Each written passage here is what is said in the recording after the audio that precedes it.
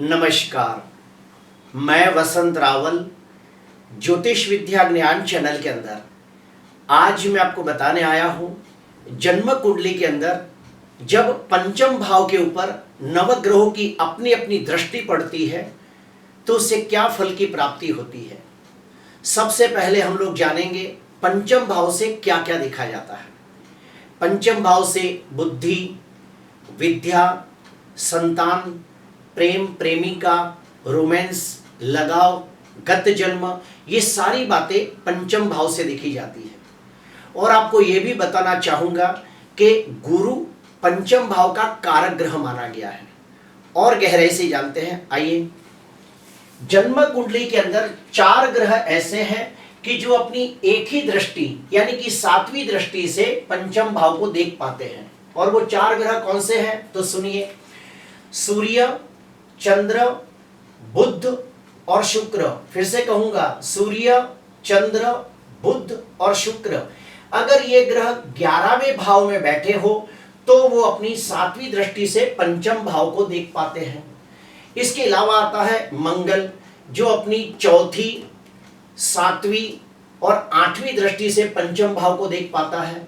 फिर आता है गुरु, गुरु अपनी 5वीं, 7वीं और 9वीं दृष्टि से पंचम भाव को देख पाता है। उसके बाद आता है शनि, शनि अपनी 3री, 7वीं और 10वीं दृष्टि से पंचम भाव को देख पाता है। और आखिरी में आते हैं राहु केतु, जो अपनी 5वीं, 7वीं और 9वीं दृष्टि से पंचम भाव को देख पाते हैं। अभी हम लोग जानेंगे कि हर ग्रह जब अपनी अपनी दृष्टि पंचम भाव पर डालता है तो उससे क्या फल की प्राप्ति होती है। तो सुनिए, जन्म कुंडली के अंदर सूर्य 11वें भाव में बैठकर अपनी शुभ 7वीं दृष्टि से पंचम भाव को देखता हो तो ऐसे व्यक्ति अत्यंत बुद्धिमान, गुणवान, तेजस्वी, संस्कारी, प्रभावशाली, प्रतिभाशाली लोग होते हैं। ऐसे व्यक्तियों को संतान सुख उत्तम प्राप्त होता है और ज्यादातर उनका जो पहला बच्चा होता है वो पुत्र होता है, ये भी देखा गया है। ऐसे व्यक्तियों को वेद, शास्त्र, पुराणों का ज्ञान प्राप्त करना अच्छा लगता है। ऐसे व्यक्तियों को नित्य पूजा पाठ करना बहुत अच्छा लगता है। ऐसे व्यक्तियों को वैदिक मंत्रोच्चार, आरती, भजन कीर्तन सुनना ये बहुत अच्छा लगता है। जिसकी भी कुंडली के अंदर सूर्य 11वें भाव में बैठकर अपनी शुभ 7वीं दृष्टि से पंचम भाव को देखता हो तो ऐसे व्यक्तियों को ज्ञानवर्धक वीडियो देखना यानी कि धार्मिक आध्यात्मिक सीरियल देखना बहुत अच्छा लगता है। जैसे कि रामायण, महाभारत, राधा कृष्ण, महादेव जैसी सीरियल देखना इन्हें बहुत अच्छा लगता है। ऐसे व्यक्तियों के बच्चे भी बड़े तेजस्वी और प्रभावशाली होते हैं और उनके बच्चे अच्छे कर्म करके अपने माता पिता का नाम रोशन करते हैं और उनके बच्चे सर्व सुख संपन्नता भरा जीवन व्यतीत करके समाज के अंदर मान सम्मान, पद प्रतिष्ठा पूर्वक जीवन व्यतीत करते हैं। और इनमें खास बात देखी गई है कि ऐसे व्यक्तियों का जो पिछले जन्म का पुण्य है उनको कदम कदम पर सहायता करता है। क्यों?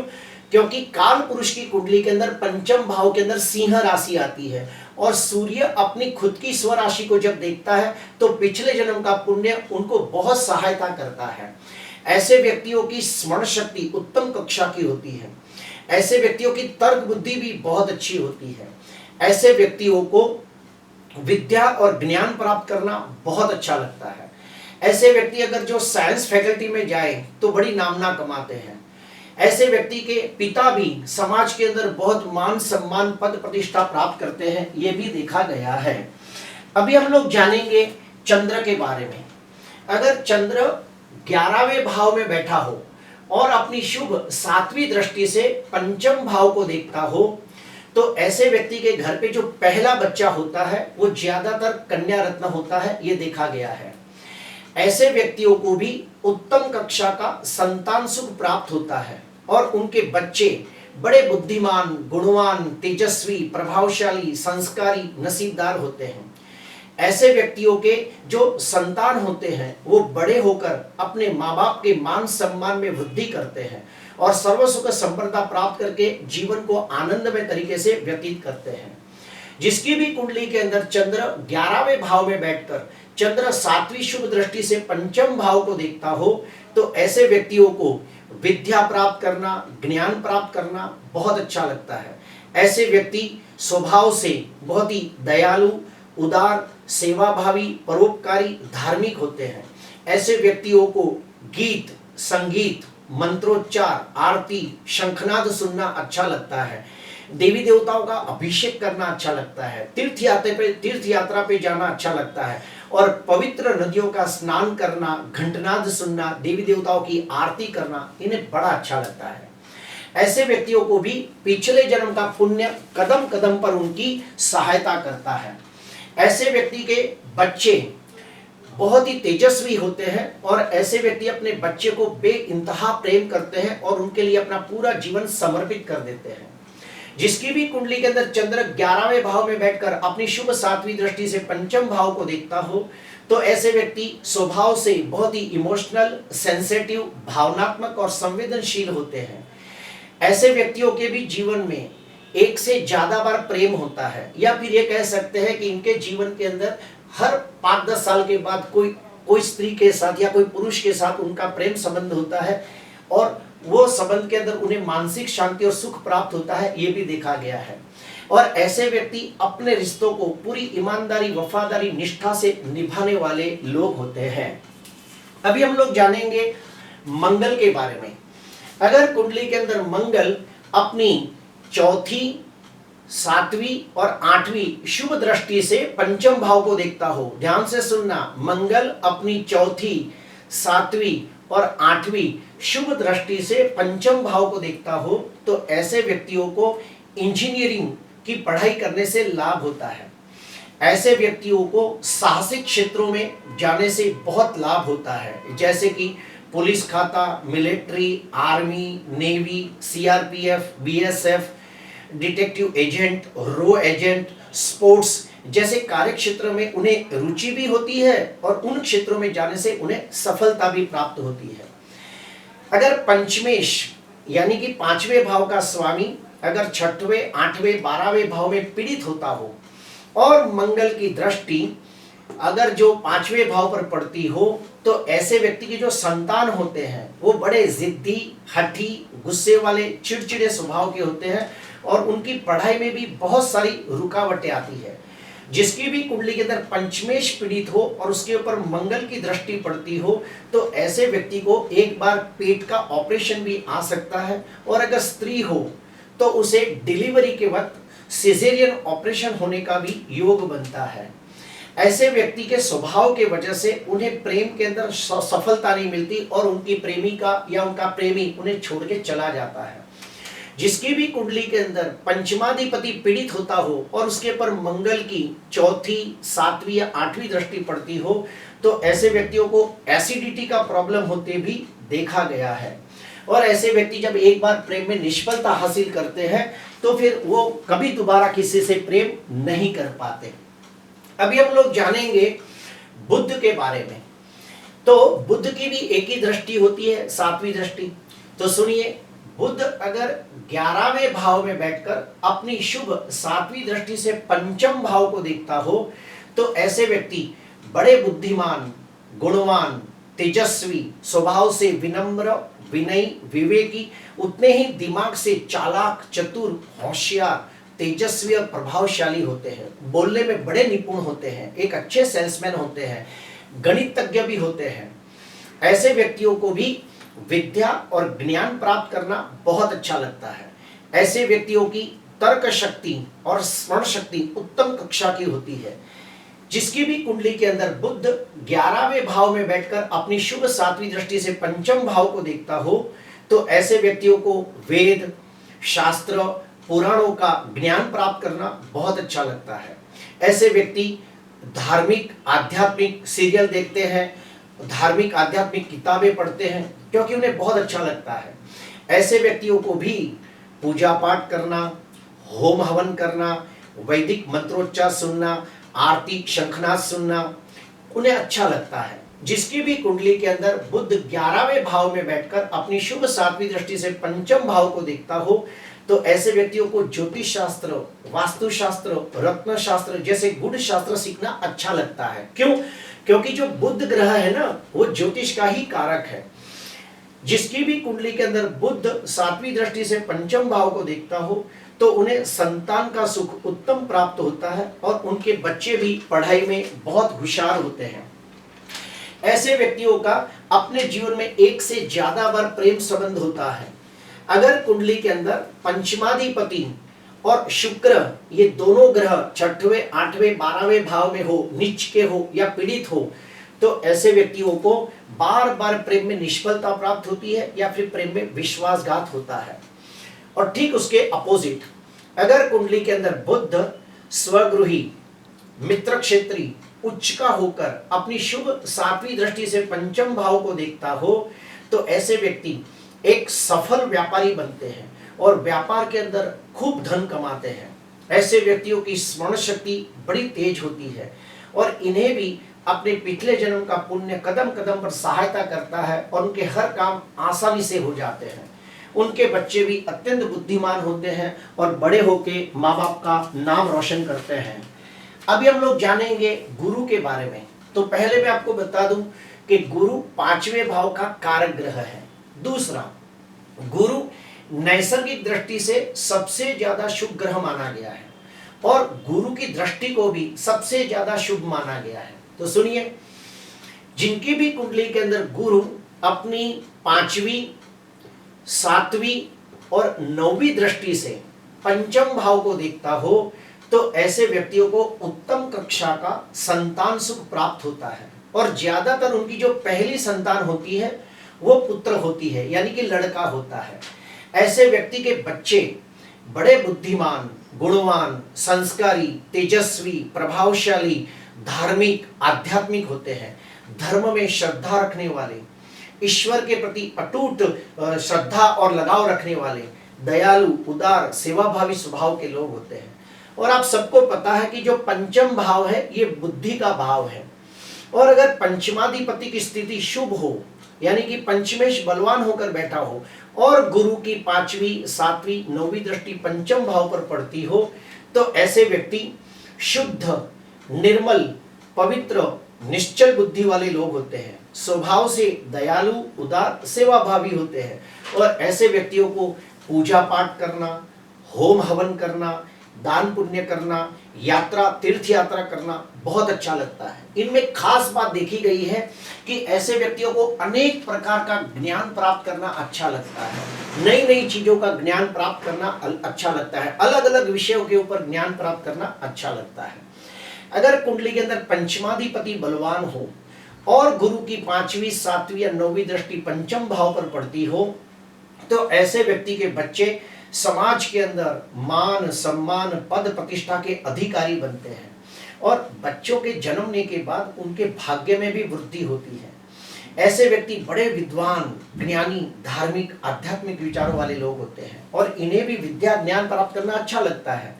ऐसे व्यक्तियों में और एक खास बात देखी गई है कि इनका इंट्यूशन पावर, इनका सिक्स सेंस पावर बड़ा स्ट्रांग होता है और काफी बार इनकी बोली हुई बातें भी सच हो जाती है, ये भी देखा गया है।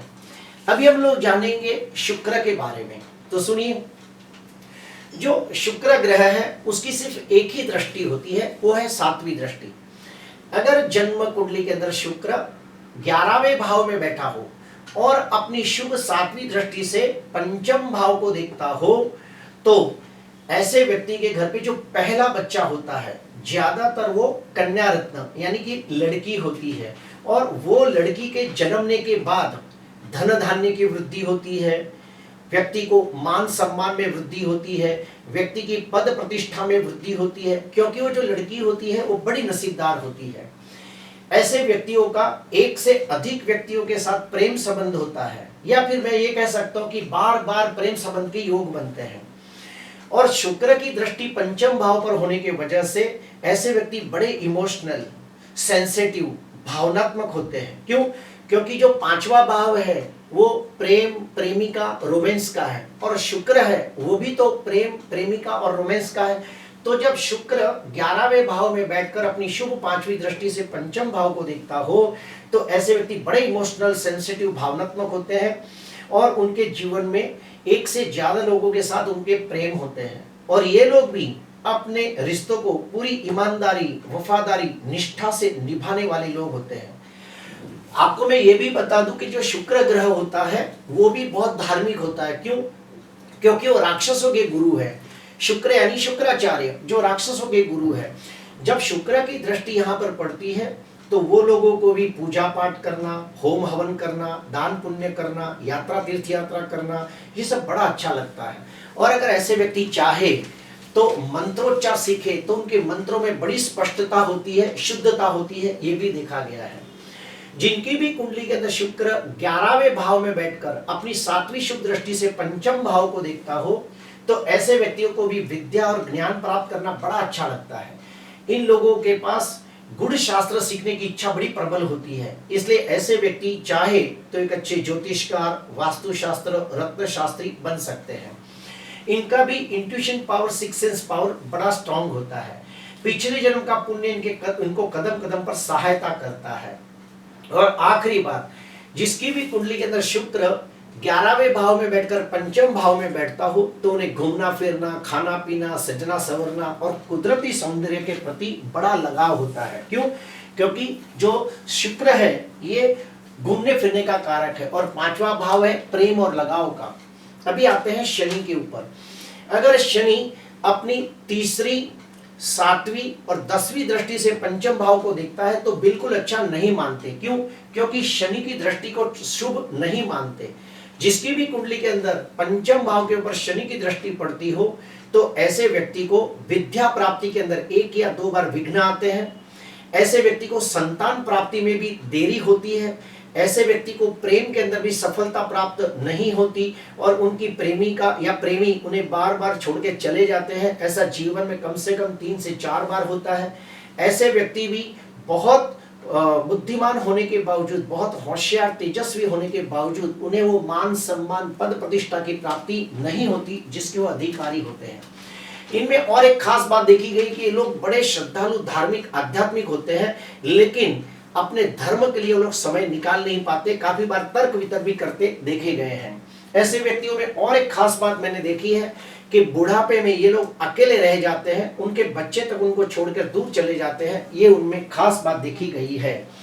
अभी हम लोग जानेंगे राहु और केतु के बारे में। तो जैसे कि आप सभी को पता है कि राहु केतु की दृष्टि को शुभ नहीं मानते। राहु केतु अपनी 5वीं, 7वीं और 9वीं दृष्टि से पंचम भाव को देख सकते हैं। तो ऐसे व्यक्तियों के पढ़ाई के अंदर बहुत सारी रुकावटें आती है, संतान सुख में भी देरी होती है।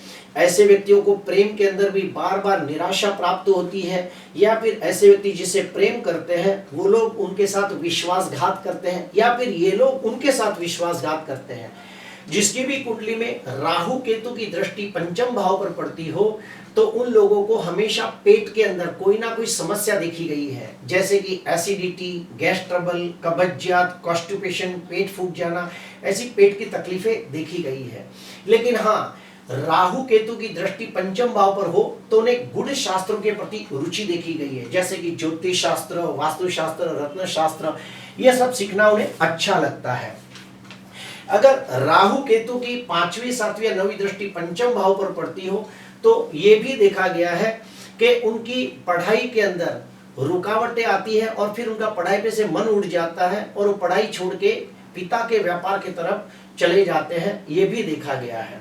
प्रिय दर्शकों, अगर स्त्री की कुंडली के अंदर पंचम भाव के ऊपर केतु की दृष्टि पड़ती हो तो डिलीवरी के वक्त सीजरियन ऑपरेशन के योग बनते हैं, ये भी देखा गया है। प्रिय दर्शकों, आज मैंने आपको बताने की कोशिश की कि 5वें भाव के ऊपर जब सभी ग्रहों की दृष्टि पड़ती है तो कैसा फल मिलता है। उस समय यह भी देखना पड़ता है कि 5वें भाव का स्वामी शुभ स्थिति में है कि अशुभ स्थिति में है, ये भी देखना बड़ा आवश्यक होता है। उसके बाद जो ग्रह देख रहे हैं वो स्वग्रही है, मित्र क्षेत्रीय है, उच्च के हैं, ये भी देखना आवश्यक होता है। ये सारी बातों का कैलकुलेशन करने के बाद ये भी देखना होता है कि हाल में कौन सी महादशा, अंतरदशा, प्रत्यंत दशा चल रही है, उसके बाद प्रेडिक्शन किया जाता है। ये जो भी मैंने प्रेडिक्शन बताई है मोटा मोटा कोई भी व्यक्ति आसानी से देख सकता है। आज के लिए बस इतना ही। आपको अच्छा लगा तो जरूर लाइक करना, सब्सक्राइब करना। नमस्कार।